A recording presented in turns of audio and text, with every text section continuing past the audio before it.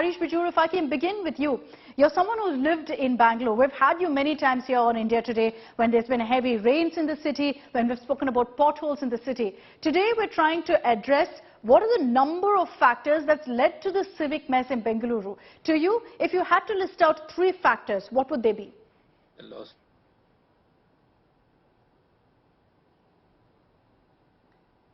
Harish, can you hear me?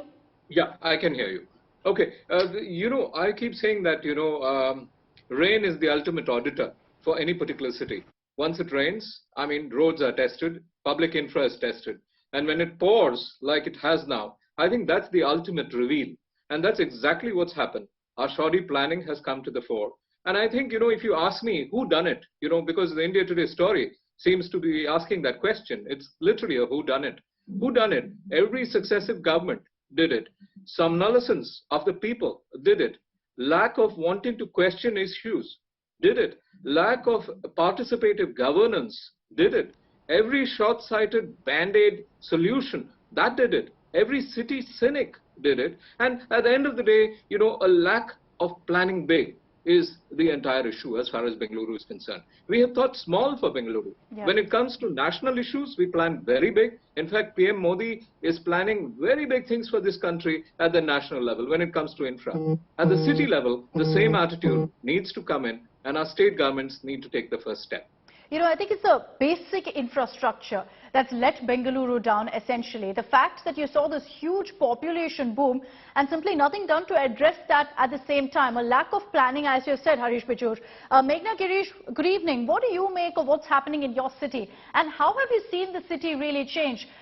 We put out a cover of the India Today magazine from 1983 when Bengaluru was referred to as the boom city to now, how to ruin India's best city. I agree with Harish. Everybody's done it. In some way, I think every government is responsible, and so is the entire builder lobby, which has gone around building on lake beds and using various pile foundation. Bengaluru, was never really meant for this kind of boom. If you look at how Bengaluru used to be, once upon a time it used to be called a pensioner's paradise. Then it became this very boom city. Yeah. But the infrastructure never kept pace with the kind of development that has happened or that the city has seen. It's always been a struggle to try and keep up to it. But I'm really sorry to see that not enough has been done in terms of infrastructure to keep up with the way the city has grown.